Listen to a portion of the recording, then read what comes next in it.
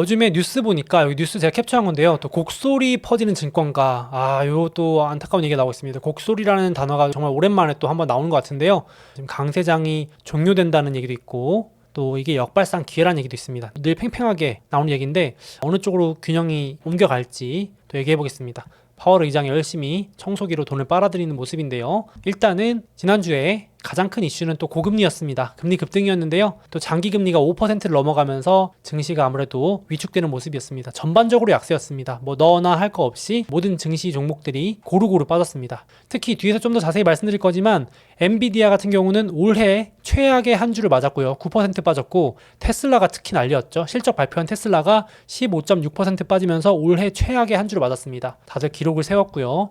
나머지 종목들도 좀 안 좋았고 나스닥이 역시 특히 고금리에 약하기 때문에 고금리와 또 지정학 이슈 있죠. 중동 전쟁 리스크가 안 끝나면서 좀 증시 역시 또 빠졌습니다. 그리고 반도체 쪽도 미국이 중국향 수출 규제 확대한다고 발표하면서 또 많이 빠졌고요. 여기 TLT 채권 ETF가 진짜 곡소리가 증시와 채권 동시에 나오고 있습니다. 세상에 무슨 증시보다 더 빠졌습니다. 나스닥보다 더 변동성이 큰 게 채권입니다. 지금 TLT가 한 주에 무려 5% 빠지면서 저점을 뚫고 내려가고 있습니다. 그래가지고 요 얘기도 좀 해보려고 하고요. 그래서 일단 뭐니뭐니 해도 요게 가장 큰 이슈였죠. 2007년 이후 결국 5%를 돌파했습니다. 10년 금리가. 물론 지금 영상을 찍는 시점은 5% 올라갔다가 잠깐 내려오고 있는데 또 돌아오는 주에 봐야겠죠. 심리적 경계, 설마 했는데 5%를 넘어섰습니다. 이 미국의 10년 금리, 가장 시장에 영향을 미치는 중요한 금리, 10년 금리가 심리적 경계선이 5%를 넘어서 시장에 쇼크를 줬고 이게 장기적으로 오른쪽 표 보시면 2007년 이후로 볼 수 없었던 금리입니다. 정말 저희가 역사적 상황 속에 살고 있어요. 정말 코로나 때는 초저금리 시대에 살았는데 불과 몇 년 만에 15년, 16년 만에 볼 수 없었던 고금리 시대를 함께 보내고 있습니다.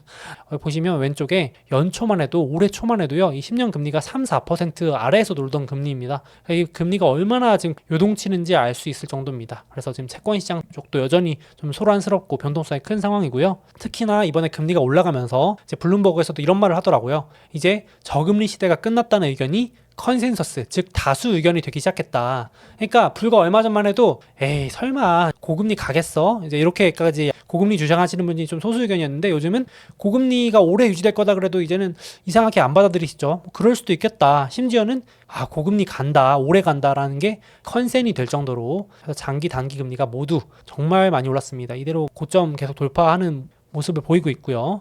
그래서 지금도 많이 말씀해 주시는 대표 장기채 TLT라고만 해도 아시죠? 미국 대표 장기 채권 ETF입니다. TLT가 우리나라에서만 인기 있는 게 아닙니다. 여기도 보시면 월스트리트저널에서도 가장 인기 있는 채권 ETF가 역사상 최저가에 근접 중이다. 이 TLT가 지금 보시면 또 저가를 뚫고 가고 있습니다. 제가 최근 들어서 한 몇 달 동안 계속 저가 얘기했는데 또 저가를 뚫었습니다. 그래서 지금 이게 TLT가 상장한 게 2003년인가 2002년인가 여기거든요. 그러니까 상장한 지 20년 됐는데 20년 최저가입니다. 지금 상장 이후 최저가에 근접했습니다. 거의 얼마 차이 안 나요. 지금 거의. 그래서 지금 4주 연속으로 거래량도 계속 최대 규모 경신. 이 ETF가 생긴 이후로 매주 거래량이 역사적 규모를 경신하고 있다는 얘기는 대규모 이제 매수세가 들어오기도 하고 또 손절도 들어오고 그러니까 엄청난 손바뀜이 일어나고 있다는 얘기가 됩니다. 그러니까 들고 계시던 분들 아마 패닉셀도 나왔을 거고 또 그 물량을 누군가 받아가지고 사기도 하고 거의 요즘 그래서 뭐 주식보다도 채권 가서 매매하시는 분들이 정말 많은 것 같아요. 그래서 지금 이렇게 시장 변동성이 엄청 크고요. 그래서 고금리 이슈도 있고 또 거기다가 지정학도 안 끝났죠. 금, 유가, 전쟁 나면은 좀 움직이는 주요 자산들이 또 꿈틀을 대고 있습니다. 그래서 유가도 좀 내려가나 싶더니 전쟁 길어진다는 또 우려 때문에 90불 내외로 움직이고 있고요. 제가 봐도 두 가지인 것 같아요. 장기화 될 것 같다는 생각도 좀 들고 그리고 전선이 지금 확대되고 있다는 것도 좀 우려가 되고 있습니다. 그러니까 한 곳에서 싸우는 게 아니고 이제는 제2전선, 제3전선 이렇게 북부의 국경, 서부 국경, 동부 국경 이런 쪽으로 확산되는 모습입니다. 그래서 이것도 좀 꿈틀꿈틀하고 있고 금 가격도 내려가 안정되나 했더니 막 급등세입니다. 박스권 뚫었거든요. 돌파했습니다. 그래서 요것도 이제 심상치 않게 보시는 분들도 있어요. 금 가격 튀는 거 봐라 이러면서 조금 심상치 않다 이렇게 되고 그래서 지금 미국 재무장관도 미국은 우크라이나나 이스라엘 전쟁 모두 감당 가능하다라고 말을 하면서 사람들이 이렇게 생각하는 거죠. 야 완전 미국도 두 개의 전쟁을 준비하는구나. 지금 러우 전쟁도 안 끝나고 계속 길어지고 있는데 저쪽 반대편 중동 쪽에서 전쟁도 하나 더 커지는구나. 이러면은 전 세계적으로 지정학 갈등이 커지고 유지되는구나. 혼란스러운 시기구나. 고물가 고금리 유지될 수 있겠구나. 이런 우려가 또 한몫을 하는 모습입니다. 영향을 끼치는 모습이고요. 그래서 금 가격도 제가 장기 차트 말 나온 김에 한번 봤는데 금 가격 10년 흐름이거든요. 금도 보통 한번 박스권에 있다가 이렇게 뚫으면 막 급등하는 경향이 있는데 지금도 이제 금 투자하시는 분들은 이거 봐라. 지금 금 4년 동안 박스권이었다. 2020년부터 박스권이었거든요. 한 번 돌파하려다가 실패하고 두 번째 돌파하려다가 실패하고 세 번째 돌파하려다가 실패하고 이번에 뚫으면 이제 간다. 막 이런 기대를 하신 분도 있습니다. 뭐 이것까지는 제가 예측은 어렵지만 또 지정학 갈등이 한번 쇼크가 크게 온다 하시는 분들은 또 금 사 모시는 분들도 있죠. 지금 강달러의 고금리인데도 금이 이렇게 잘 버팁니다. 엄청 센 거고요. 금이 그거에 비하면. 그래서 참고하시라고 넣어놨고 그리고 이런 고금리, 지정학 갈등 두 가지 쇼크 또 겹치면서 결국에는 미국 증시도 조금 주춤하는 모습입니다. 지금 많은 분들이 좀 경계선으로 여겼던 여기 파란 선, 요 파란 선이 200일선이라는 거고 요게 이제 강세장 판단의 신호이기도 합니다. 장기 상승 추세냐 하락 추세냐를 판단하기도 하는 선으로 상당히 많은 분들이 참고하시는 기술적인 지표인데요. 칼같이 맞아 떨어지는 건 아닙니다만은 보통 이 파란 선보다 위에 있으면 이제 상승장에 진입했다. 이 밑으로 내려가면은 이거 추세가 좀 꺾였다. 힘이 없는데 이렇게 판단하는 그런 추세선인데 올해 3월 은행 파산 위기 이후로 7개월 만에 200일선 밑으로 내려가는 모습입니다. 살짝 걸치긴 했는데 그래도 외신에서도 조금 심리가 많이 약해진 것 같다라고 표현을 하는 모습입니다. 그래서 제가 표현을 해놨지만은 작년부터 올해 초까지는 파란 선 밑에 있었어요. 여기 밑에서 이제 러우 전쟁, 고인플레 이런 것들 때문에 침체 온다 막 그래가지고 작년까지 난리였잖아요. 그래서 200일선 밑에 있다가 이제 올해 초부터 반등하면서 올라가면서 3월 달에 은행 파산, 미국 은행 위기다 하면서 큰일 났다 할 때 잠깐 쇼크였다가 연준이 돈 푼다고 막 은행 지원책 발표하니까 오히려 랠리를 했죠. 그래서 지금 그 이후로 잘 가다가 다시 내려오고 있는 모습입니다. 그래서 지금 이제 이 올해 있었던 강세장이 종료되느냐 아니면 좀 숨고르게 하고 다시 가는 거냐 요게 이제 논란이 팽팽합니다. 지금 아주 뜨거운 핫 이슈죠. 돌아오는 주에 아주 변곡점이 될 것 같습니다. 저도 눈여겨봐야 될 것 같은데 10월 마지막 주가 아주 분수령이 될 것 같습니다. 이제 다시 올라가 주느냐 더 이제 좀 내려가면서 좀 과열을 시키면서 힘이 빠지느냐 요거인데요. 그래서 좀 비관론자는 이제 옳다고나 하는 거죠. 거 봐라. 대표적인 비관론자 마이크 윌슨은 가짜 강세장이 종료됐다라고까지 얘기합니다. 올해 올라갔던 건 강세장이 가짜였다. 가짜 강세장, 반쪽짜리 강세장이었다. 이미 그 빅세븐이라고 하는 극소수의 주식 빼고는 한번 차트 봐라. 다 무너졌다. 기술적으로 다 끝났고 장기 추세선도 붕괴됐다. 앞서 보여드린 그런 200일선도 꺾인 거 봐라. 그래서 연말까지 10% 추가 하락해서 지금 4,200인데 3,900 정도까지 빠진다.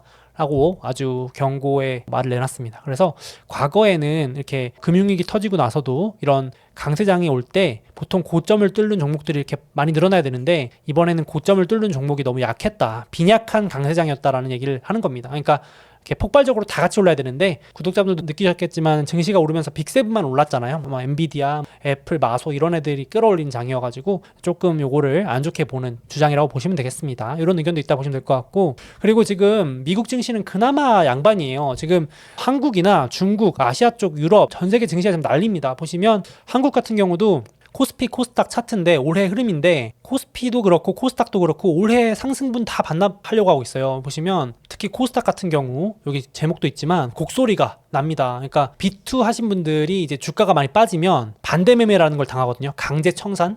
그러니까 이제 빨리 빚을 갚아야 되는데 그걸 못하면 증권사에서 강제로 청산을 해버립니다. 지금 고객님 빚 못 갚으시면 그냥 강제로 팔아서 자금 회수합니다. 여기 반대 매매인데 이게 사상 최대 규모랍니다. 세상에. 그러니까 지금 주가가 빠지면서 B2 하신 분들이 지금 곡소리가 난다는 게 이제 기사로 헤드라인이 나오기 시작하는 거죠. 그래서 지금 뭐 테슬라가 빠져가지고 또 코스닥 이런 쪽에 우리나라 또 배터리 2차전지 이쪽도 많잖아요. 그런 주식들 막 급락하면서 난리가 난 모습입니다. 그래서 잘하면 지금 올해 상승분 다 반납하게 생겼다 이런 우려까지 나오는 모습입니다. 아직은 좀 여력이 있는데 코스피는 올해 6%, 코스닥은 13% 아직 많이 오르긴 했지만 지금 확실히 급등락을 하는 모습이긴 합니다.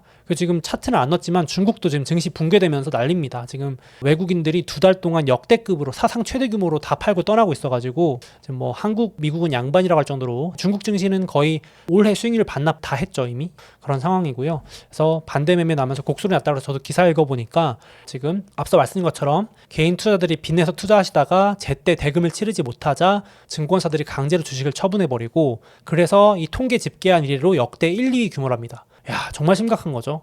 빚내서 이제 오를 거라고 생각하고 투자해놨는데 갑자기 하한가 맞으니까 막 제 돈이고 빚내서 투자한 돈 다 날아가는 거죠. 그래서 작년 4분기 동안 이루어진 반대매매 규모와 맞먹을 정도라니까 이틀 만에 와 지난주에 반대매매 일어난 그 이틀 만에 돈이 작년 3개월 동안 일어난 규모와 맞먹으니까 지금 정말 심각한 겁니다. 이거 돌아오는 주에 봐야 될 것 같은데 그 정도로 지금 곡소리가 나는 상황이긴 합니다. 그래서 돌아와서 미국 같은 경우도 이제 이렇게 지금 상황이 조금 좋지 않으니까 공포지수도 조용하다가 올해 은행 위기 이후로 다시 꿈틀하기 시작합니다. 그동안은 은행 위기 이후로는 공포지수가 20 아래에서 움직였다는 얘기는 웬만한 악재에도 별로 에이 뭐 호들갑이야 이러면서 약간 반응도 안 했다고 보시면 되는데 이제 20을 넘어가면은 약간 약간 뭔가 이상한데 약간 이런 느낌입니다. 20 넘어가면서부터는 공포지수가 약간 반응을 한다는 얘기고 그래서 지금도 보시면 올해 증시가 올라갈 동안 공포지수는 잠잠했는데 이제 돌아오는 주가 좀 변곡점이 될 것 같습니다. 이제 공포지수가 막 올라가면서 증시가 좀 추세를 이탈하면서 하락으로 돌아설지 에이 뭐 별거 아니네요 하면서 돌아오는 주에 금리도 진정되고 전쟁도 갑자기 또 호재 뜨면서 진정되면 언제 그러냐는 듯이 또 증시는 올라가고 공포지수 내려갈 수도 있겠죠. 그래서 반대로 움직이는 경향이 있어서 한번 보여드리려고 가져와 봤습니다. 공포지수가 조금 올라가고 있는 거는 또 경계 신호긴 합니다. 거기다가 또 이런 것도 있어요. 돌아오는 월요일이 또 블랙먼데이의 36주년이라고 지금 아주 외국 커뮤니티에서 난립니다. 이제 공포감을 주는 거죠. 흉흉한 음모론입니다. 제가 지난주에도 잠깐 말씀드리긴 했는데 이 36년 전인 1987년 10월 19일 월요일이 또 하필 블랙먼데이였거든요. 또 지금 증시 조정받으니까 또 이렇게 공포론자분들이 나오는 거죠. 36년 전에 미국 다우지수가 하루 만에 22.6% 떨어지는 전무후무한 일이 일어납니다. 지금은 이거 거의 불가능할 정도인 게 이 서킷 브레이커가 걸려가지고 이렇게 미국 증시 7%, 14%뭐 이런 식으로 빠지면은 거래 중지를 시켜버립니다. 이 증권거래소에서. 근데 뭐 지금은 많이 장치가 생겼긴 하지만 그 당시만 해도 여기 보시면 기사인데 패닉이 왔다 써 있죠. 그래서 뭐 이 정도는 아닐 것 같은데 이제 막 겁주는 흉흉한 음모론들이 막 돌더라고요. 그래서 지금 2023년 나스닥하고 1987년 다우지수하고 비슷하다 이러면서 그때도 금리가 급등해가지고 증시가 빠지면서 금리도 진정됐고 금리가 지금도 오르니까 너무 급등하니까 증시가 못 버티고 빠지는 거 아니냐 패닉이 오면서 이제 금리도 진정될 거다 뭐 이런 얘기도 좀 나오는 겁니다. 원래 금리 급등하면 꼭 이런 얘기들이 나오거든요. 근데 이제 요거를 제가 음모론으로 넘기려고 했는데 국내 증권사의 한 리포트에서 또 이런 비슷한 얘기를 해주셨어요. 그래서 제가 잠깐 내용이 너무 좋아가지고 이 리포트도 공유드리고 내용도 요약해드리려고 하는데 이런 겁니다. KB증권에서 지금 상황이 심상치가 않은 게 이 파월이라는 사람의 특징을 봐라. 파월은 시장에 패닉이 와야 그만 멈추는 사람이다. 여기 써있죠? 파월은 끝을 볼 때까지 밀어붙이는 인물이다. 그 대표적인 예가 2018년이다라고 예시를 들어줬는데요. 제가 이때 진짜 패닉이 왔었어요. 제가 미국 주식하면서 가장 쇼크로 무서웠었던 때가 2018년 10월이거든요. 이때가 아직도 기억이 나는데 2018년 10월 그때도 10월이었죠. 파월이 이제 금리가 올라가는데도 아직 멀었다라고 하니까 이제 금리가 급등하니까 증시가 패닉이 오기 시작합니다. 2018년 10월부터 증시가 폭락하기 시작합니다. 그때 진짜 무서웠어요. 전 개인적으로 제 계좌가 녹아 없어진다는 말이 이런 거구나. 제가 열심히 일해서 번 돈이 다 날아간다는 게 이런 느낌이구나. 저 심지어 레버리지 투자도 안 하거든요. 제 돈이 다 날아가는구나를 처음 느꼈던 요 무서웠던 시절이었는데 2018년이 미국 증시 하면서는 그렇게 되고 이제 그로부터 몇 개월 뒤에 이때 막 트럼프 대통령이 뭐 연준 의장 자른다 그러고 난리였었죠. 그랬는데 이제 2019년 1월에 가서야 연준 의장이 말을 바꿉니다. 채권 시장과 증시가 모두 발작하니까 그때서야 이제 연준 의장이 말을 바꿔서 항복할게요라고 합니다. 그러니까 세상이 달라진 건 없는데 증시랑 채권 시장이 박살나니까 요동치니까 파월이 말을 바꾸거든요. 그래서 지금 이 증권사 레포트에서 말하는 거는 결국은 패닉이 올 때까지 연준 의장은 눈 하나 깜짝 안 할 것 같다라는 겁니다. 지금 연준 의장이 하는 말은 2018년에 했던 말하고 똑같다. 지금 비교해보니까 하나도 말을 바꾼 게 없대요. 그러니까 워딩이 똑같다라고 얘기를 하고 있는 겁니다. 그러니까 사람이 바뀌진 않잖아요, 쉽게. 그래서 그런 얘기를 하는 거고 실제로 지난주에 파월 발언을 보면은 이제 사실상 지금 시장에서 금리가 너무 많이 오르는데 괜찮냐라고 했더니 그거 상관없다, 오케이라고 해버렸죠. 그러니까 지금 파월 의장은 별로 지금 이제 패닉이 안 왔기 때문에 시장에 뭐 큰 문제가 없기 때문에 난 상관없다라고 하는 거죠. 그래서 지금 연준의 추가 긴축 때문에 금리가 오르는 게 아니다. 시장금리, 장기금리는 다른 이유들로 복합적으로 오르는 거지 우리랑 상관없다. 물론 지켜보긴 하겠지만 지금 문제 없지 않냐 이런 식으로 얘기한 거고 심지어 연준의 지금 정책금리, 기준금리가 너무 긴축적이냐고 묻는다면 아니다. 왜냐하면 아무 문제 안 터졌으니까. 그래서 그 앞에 증권사에서도 이런 얘기 해준 겁니다. 뭔가 부러질 때까지 간다는 얘기다. 결국은 이걸 좀 나쁘게 해석해보면 별로 좋은 얘기는 아니죠. 그래서 참 아이러니하게도 시장 패닉이 와야 연준은 행복할 거다. 그래서 매수 타이밍이 언제냐? 답은 오히려 나왔다. 금융시장에 발작이 나오면 그때가 매수 타이밍이다. 왜냐하면 연준이 항복할 테니까. 그게 이제 또 비슷한 사례가 올해 3월 은행 위기 때도 그러지 않았냐. 연준 의장이 금리 급등을 방치하고 있다가 갑자기 은행주들 쇼크가 나오고 은행 파산한다 그러고 금리도 갑자기 쇼크가 나오기 시작하니까 그때 갑자기 연준 의장이 나와가지고 BTFP 같은 은행 살리기, 돈 풀기 정책을 발표하니까 아이러니하게도 증시는 그때부터 랠리를 하기 시작했잖아요. 그러니까 이제 이 증권사에서도 파월은 상당히 후행적인 판단을 하는 편인 사람이다. 데이터에 의존하겠다 여러 번 말했잖아요. 이게 되게 어떻게 보면 무서운 말인 거죠. 선행 조치가 아니고 예방하는 사람이 아니고 뭔가 문제가 명확하게 발견돼야 시장에 이미 문제가 다 터지고 나서야 대처하는 사람이라는 겁니다. 그래서 이거 가지고 비판하는 사람도 많은데 어쨌든 파월은 그런 사람이라는 거고, 그래서 시장의 약한 고리가 부러져서 금융 발작이 나타나야 그제서야 파월이 이제 보면서 문제가 생겼구나, 이제야 긴축이 먹혀들고 있구나라고 하면서 그때서야 멈출 것이다 라고 말을 하고 있습니다. 이 증권사 리포트 보니까.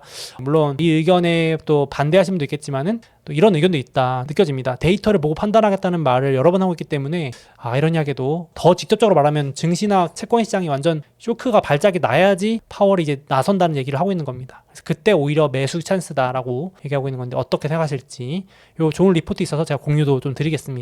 그래서 지금 실제로도 저도 한국에 있는 뉴스 보면 무서워요. 뭐 연체 파산 부도가 사상 최대라 그러고 항상 경제 뉴스 보면 무서운 얘기들밖에 없는데, 사실 뭐 지표들 보면 아직 그렇게 쇼크가 날 만한 것들은 아직은 뭐 파월이 눈 깜짝할 만한 요소들은 아직은 안 보이긴 합니다. 심지어 지난주에 발표된 미국 경제에서 중요한 역할을 하는 소매, 판매, 소비 지표는 오히려 더 가속화되고, 맨날 소비가 둔화된다 그러는데 저도 소비가 둔화되지 않을까 했는데 기대가 다르게 미국인들은 소비를 열심히 하고 있고, 미국인들 돈 푼 거 초과저축 다 썼다 그랬는데 이번에 또 연준이 수정 발표를 해가지고 우리가 잘못한 것 같다, 초과저축이 아직도 많이 남아있다, 미국인들 가게가 돈이 아직도 많네라면서 수정 발표까지 해버리고, 그리고 해고 뉴스도 막 지금 실업난에다가 뉴스 보면은 지금 대기업들도 해고한다 그러는데 지표 보면은 신규 실업자는 줄어들고 있고, 오히려 그러니까 이제 고용이 튼튼한데 지금 당장 쇼크가 오기도 참 어렵고, 이 지표만 봤을 때. 그리고 돌아오는 주에 발표되는 미국의 경제 성장률 전망은 오히려 좀 강하게 반등하고 있습니다. 뉴스 보면 전 세계 뭐 고금리 쇼크가 온다 이러는데 지금 GDP 성장률은 보이시죠? 내려가다가 올라갑니다. 오히려 2분기 연속 강하게 반등 전망입니다. 이러니까 파월 입장에서는 내가 봤을 때 쇼크가 나온 게 없는데 어쩌라고 이렇게 약간 되는 거죠. 그래서 많은 분들이 좀 어떻게 보면 기대하고 있는 바와 다르게 지금 상황은 일단 그렇습니다. 뭐가 이렇게 문제가 나와야 되는데 그러기엔 지금 미국이 너무 곳곳에서 다 틀어막아놔가지고 그런 것도 있는 것 같고, 지금 또 주식이랑 부동산도 잘 안 빠져가지고 가계 자산은 통계 집계 이래 최대폭도 증가했다는 자료까지 나와버려서 지금 당장은 또 고금리가 내려가기 어렵다 이런 전망도 나오는 거죠. 그러니까 지금 금리가 올라가고 국채 가격이 빠지는 거겠죠. 그래서 이런 상황이다. 근데 물론 제가 보여드린 이런 지표들은 또 악화되거나 바뀔 수 있긴 한데 지금은 이렇다. 이렇기 때문에 금리가 이렇게 요동친다라고 보시면 되겠습니다. 그래서 지금 연체, 부도 뉴스도 막 많은데 정작 신용시장은 아직까지는 조용합니다. 블룸버그도 오죽하면은 물음표를 던지면서 뭔가 부러지기엔 너무 신용시장이 평온한데 자꾸 연체율이 높아지고 뭐 부도가 난다고는 하는데 아직 지표상으로는 너무 조용한데 이렇게 나와 있는 겁니다. 이게 실제로 하이 일드 스프레드라 그래서 신용시장에서 뭔가 부러지면 이렇게 급등을 하면서 문제가 터지는 걸 알려주는 아주 중요한 지표인데 약간 조용합니다. 지금 아직까지.